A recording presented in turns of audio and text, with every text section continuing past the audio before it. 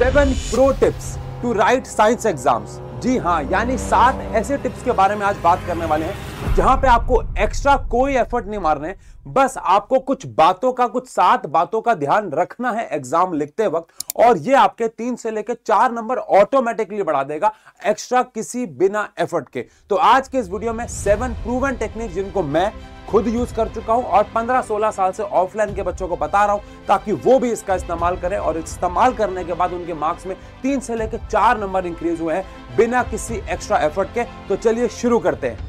Video को start करने से पहले वीडियो को एंड तक देखिएगा, क्योंकि आपके एग्जाम में कौन से टिप आपको सबसे ज्यादा यूज हो जाए ये आपको भी नहीं पता, मुझे भी नहीं पता। हाँ, हो सकता है इन 7 टिप्स में से एक आध टिप मैंने आपसे पहले कभी ना कभी डिस्कस जरूर की हो हमारे लाइव बैचेस के अंदर। और अगर ये वीडियो ऑफलाइन के बच्चे देख रहे हैं, पिछले बच्चे देख रहे हैं, तो प्लीज कमेंट सेक्शन पे जरूर बच्चों को बताइएगा कि ये टिप्स कितनी ज्यादा यूजफुल है। देखने में भले ये छोटी छोटी साउंड करेंगे, बट कुछ तो बहुत बड़ी साउंड करेंगे, लेकिन ये सातों की सातों टिप्स को आप फॉलो करेंगे। ये कमेंट सेक्शन पे अभी के अभी लिखो, आई प्रॉमिस। समय भी नहीं है हमारे पास बेटा, एग्जाम सर पे है, तो आई प्रॉमिस कमेंट सेक्शन पे जरूर लिखो कि आप इन्हें फॉलो करेंगे। और ऐसा नहीं यहाँ पे कोई चीटिंग की टिप्स देने वाला हूं मैं, नहीं नहीं नहीं।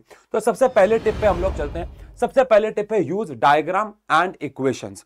अब बड़ी अच्छी बात यह है कि इस चैनल पे हम लोगों ने कंप्लीट डायग्राम्स, बायोलॉजी के डायग्राम्स और इक्वेशंस का वीडियोस डाल दी हैं।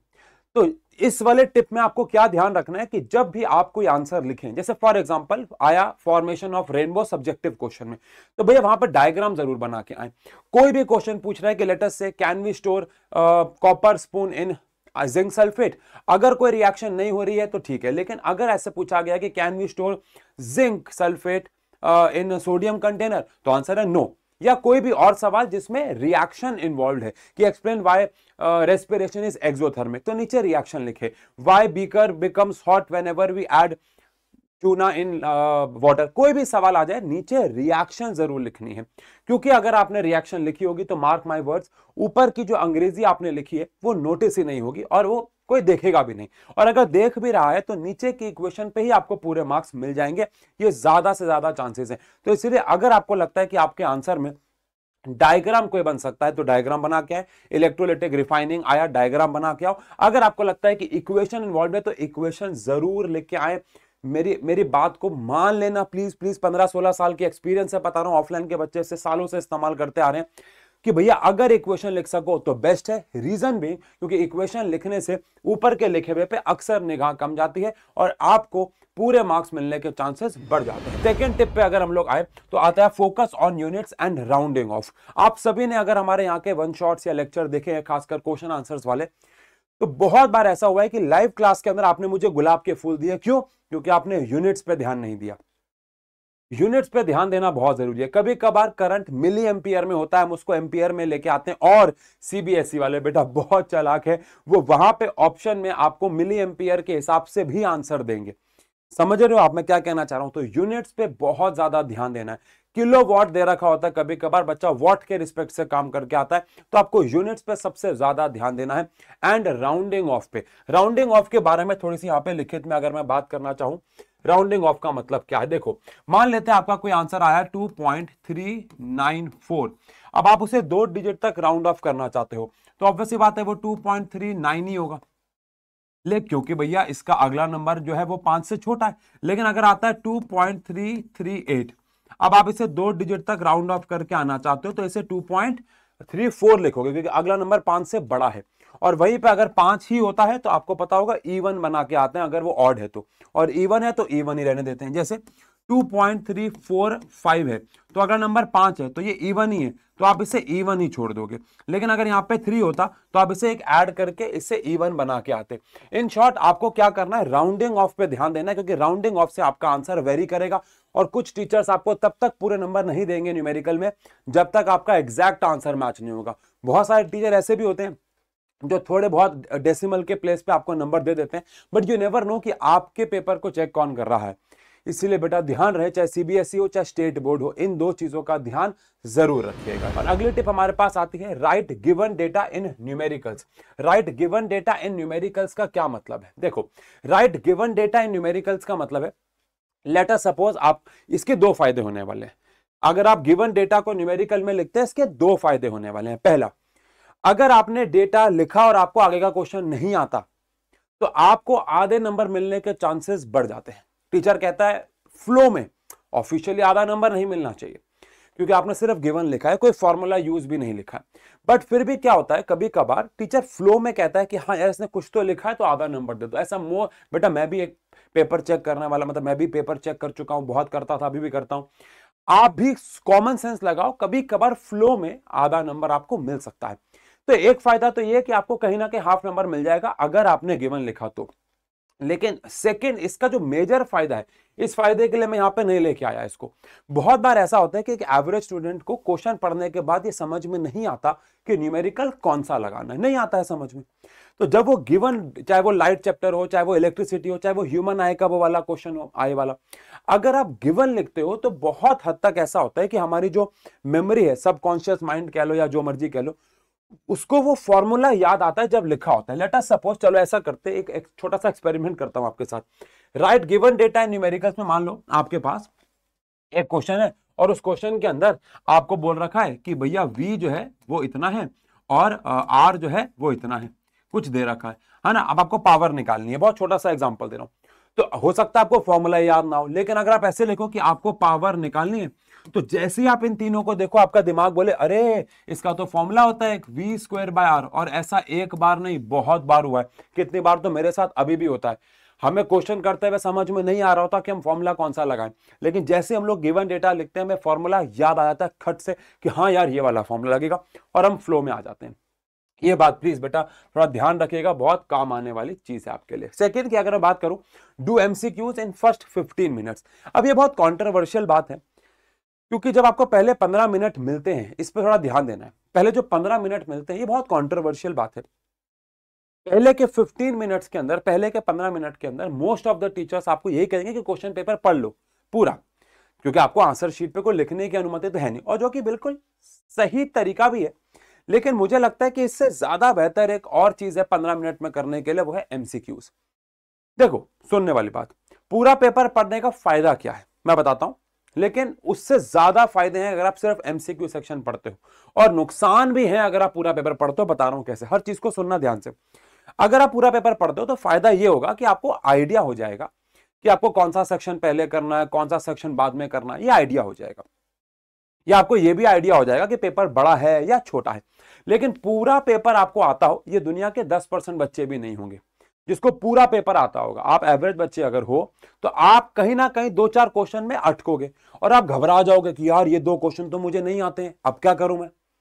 और उस घबराहट के चक्कर में एग्जाम एंजाइटी होगी और बाकी परफॉर्मेंस भी लूज होगी। तो मेरे हिसाब से ये नुकसान है, ये एक नुकसान है एक एवरेज बच्चे को, कि वो 2-4 क्वेश्चन खटकेंगे बार बार कि यार ये मैं कैसे करूंगा, और उस चक्कर में वो बाकी परफॉर्मेंस भी लूज कर देगा। समझ रहे हो? तो एक बड़ा नुकसान तो ये होने वाला है। दूसरा बड़ा नुकसान ये होने वाला है कि हम पूरा पेपर क्यों पढ़ते हैं, ताकि जब हम बाद में उसे अटेम्प्ट कर रहे हो तो हमें आसानी हो। बट आप मुझे बताओ, दिल पे हाथ रखो, जब आप पूरा पेपर पढ़ लोगे, क्या उसके बाद दोबारा अटेम्प्ट करने के बाद आप पेपर नहीं पढ़ोगे?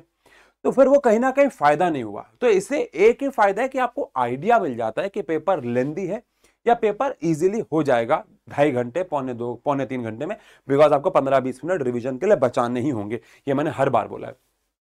तो इसीलिए मैं क्या कहना चाह रहा हूं कि आप एमसीक्यू अगर 15 मिनट में करते हो, अच्छा आपको कोई भी मार्क करने की अनुमति नहीं है, आप पेंसिल पेन तो चला ही नहीं सकते, क्वेश्चन पेपर पे कुछ भी नहीं कर सकते सिवाय रोल नंबर के, और आंसर शीट खोलने की अनुमति तब होती नहीं है। तो आप अपने मन में जो भी आपके 18-20 एमसीक्यू आ रहे हैं, उन सब को अपने मन में आप सॉल्व कर लो। कोई न्यूमेरिकल है उसको भी सॉल्व कर लो 15 मिनट में। अगर आपने 15 एमसीक्यूज के आंसर भी याद हो गए लगभग कि हाँ यही आंसर है, और जैसे घंटी बजी और आपने 15 एमसीक्यू के आंसर लिखे, क्या इनिशियल स्पीड पकड़ोगे आप, और जो कॉन्फिडेंस बिल्ड होगा ना आपका कि यार सेक्शन ए तो मैंने निपटा भी दिया 5 मिनट के अंदर।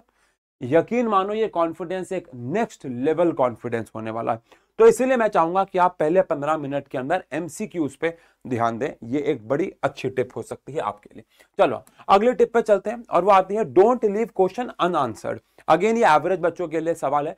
अगर आपको किसी क्वेश्चन का आंसर आता ही नहीं है, मतलब 0 आता है, तो आप उसे छोड़ने वाले थे, आप उसे बिल्कुल मत छोड़ो। लेट अस सपोज आप समझ गए कि ये chapter how do organism reproduce का है, सवाल कुछ भी हो, आपको उस चैप्टर से कुछ भी याद आ रहा हो, कुछ भी, लेकिन उस चैप्टर से याद आ रहा हो, या मान लो उस चैप्टर को आप छोड़ के आए हो, ऐसा होना तो नहीं चाहिए, क्योंकि साइंस एंड फन पे आपको सारे डे 1 पे आपको पूरी फिजिक्स करा दी, डे 2 पे आपको पूरी केमिस्ट्री कराएंगे, करा चुके होंगे, ये वीडियो पता नहीं कब आप देख रहे हो, डे 3 पे हम लोग पूरी बायो करा रहे हैं, और डे 4 पे आपको टॉप मोस्ट इंपॉर्टेंट क्वेश्चंस करा रहे हैं, फिजिक्स केमिस्ट्री बायो सवालों के साथ हुई है, और एक्स्ट्रा सवाल भी करवा रहे हैं। तो अब तो ऐसा होना ही नहीं चाहिए कि आपका कुछ छूट जाए, बट फिर भी अगर ऐसा होता है कि आप एक आध चैप्टर छोड़ के जा रहे हो, उसका आपको बिल्कुल नहीं आता, तो बायो के किसी और चैप्टर का, लेकिन बायो के सवाल में फिजिक्स मत लिख के आना।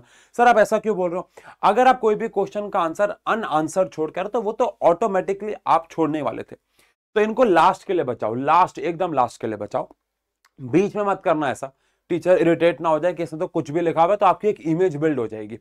ऐसे क्वेश्चन जो आप बिल्कुल छोड़ने वाले थे, उनको एकदम लास्ट में जाओ, जब आप अपना आंसर खत्म कर लोगे, पूरा क्वेश्चन पेपर खत्म कर लोगे, पूरा पेपर आप खत्म हो जाएगा, 2-2.5 घंटे हो चुके होंगे, तब उन क्वेश्चंस में उस चैप्टर से रिलेटेड जो भी आता है आपको, आपसे पूछा है लेट अस सपोज कि भैया मायोपिया क्यों होता है, आप प्रिज्म के बारे में 2-4 बातें लिखो, इन केस अगर ऐसा होता है, मुझे लगता है मायोपिया के केस में आप कुछ तो लिख के आओगे, आई बॉल छोटी, आई बॉल बड़ी, कन्वेक्स लेंस, कनकेव लेंस, पास का नहीं दिखता, दूर, कुछ तो लिख के आओगे ना, तो वो बेसिक चीजें आपको वहां पे लिख के आनी है, कोई भी क्वेश्चन का आंसर अनआंसर्ड नहीं छोड़ना है।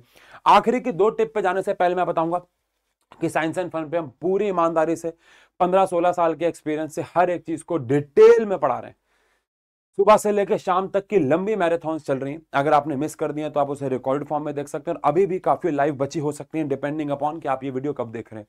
इसी चैनल पे लाइव सेक्शन पे जाके आप उन चीजों को गो थ्रू कर सकते हो।